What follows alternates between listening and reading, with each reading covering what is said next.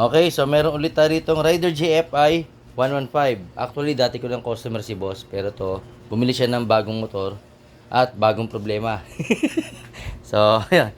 Meron kasing mga nakakabit. MDL. Tapos yan, naka Rider 150 na local yung switch. Tapos, magpapadagdag ng voltmeter. Meron pa siyang underglow. Bubuhayin ulit natin. Tapos, tingnan nyo wiring ha. Pinutol. Nagduktong. Ayun oh. Yan. Ginapang doon. Papunta doon. Yan. Tapos, naka-phyto na po siya na ignition coil. Then, ito yung wire. Hindi ko alam kung saan galing to. Ayan oh. Tapos, ito pa. Yan. Salabat, no? Yan, yung mga wiring. Ayusin natin lahat yan. Tapos dito, tingnan nyo yung ginawa, oh. Diba? Yan. Yun, oh. Diba? So, ay lahat yan, ayusin natin sa power appliance wiring setup. So, hindi plug and play, ha? Wala po tayong plug and play. Okay?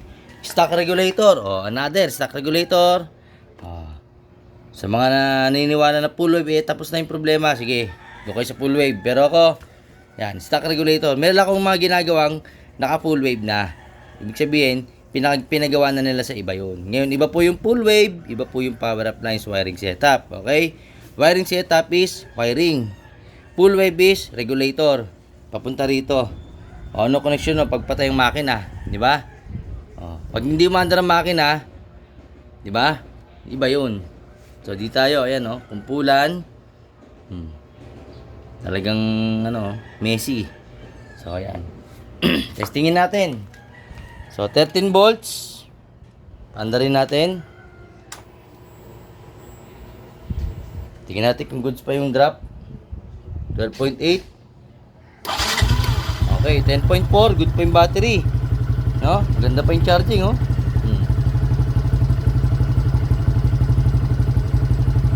Oh, yun. Nagte-13.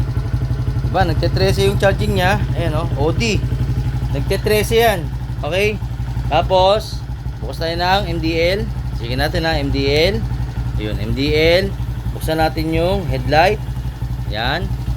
Tapos signal light. Ayun. Pumundat na. Busina tayo.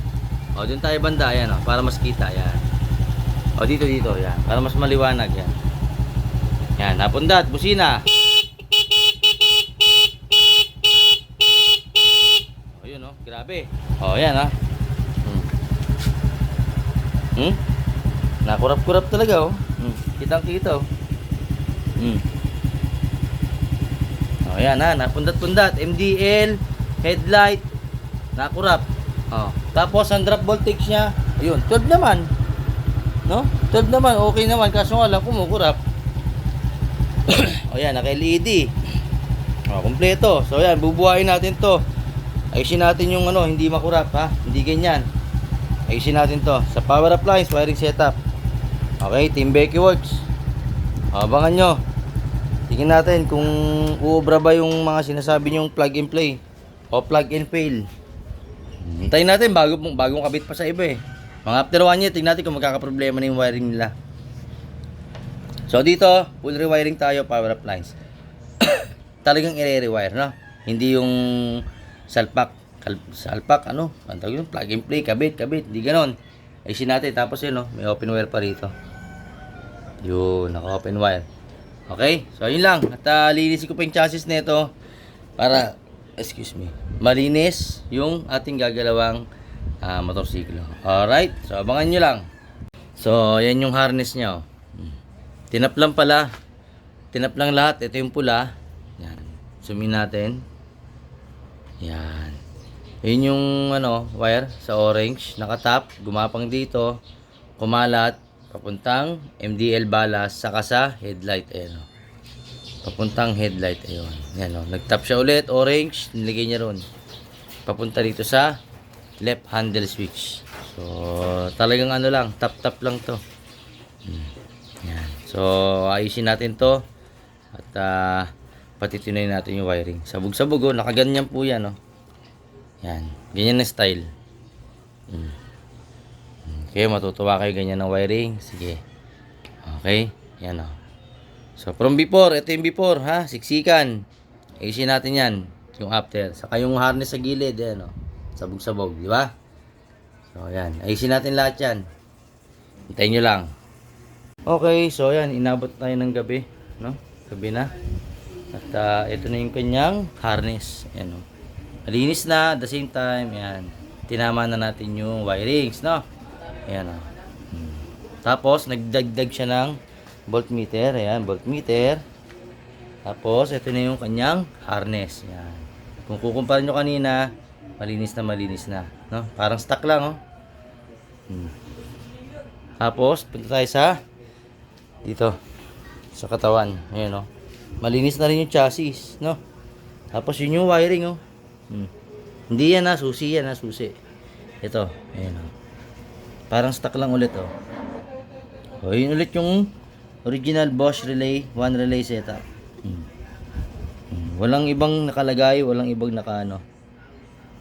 Then, ito na yung terminal. Ayan, nakasalpak yung tester ko. Yun yung power appliance, no? Yun yung main fuse, stock. Then, 13.16 volts, no? OD. So, mamaya testingin natin at papanda rin natin. Tingnan natin kung ano yung resulta ng kanyang motorsiklo after nating may power appliance. Okay? Yon. Team Becky Works. Abangan nyo lang. Okay, so ito na yung motor. Tapos na, no? So, ayan. Testingin natin. Buksan natin. May voltmeter na yan. Tapos, start tayo. Yun, no? 11.4 drop point. Okay. Then, buksan natin yung headlight. Headlight, tapos MDL. Tapos, signal light. Tapos, busina. Goods. Tinesting ko lang. Makita natin harap. Ayan na siya.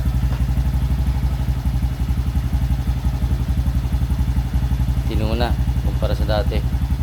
Ayan, o.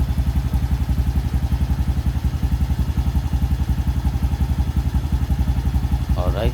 Then, check natin yung brake kasi hindi gumagana to kanina. Ayan, gumagana na. Pati yung underglow gumagana na. Kanina hindi rin gumagana yan. Tapos yung ngayon dagdag is yung voltmeter. Then yung charging, check natin, patayin natin lahat. Stock regulator po ito, ha.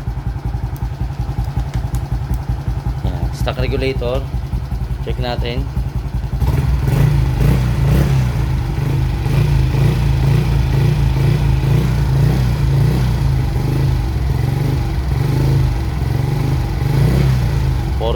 .7, 14.8. Pag naka-minor, ganyan siya, 13.7, 13.8. Dahil po ito ay naka-exhaust pipe. No? So mas mataas yung minor niya kumpara sa naka-stock pipe.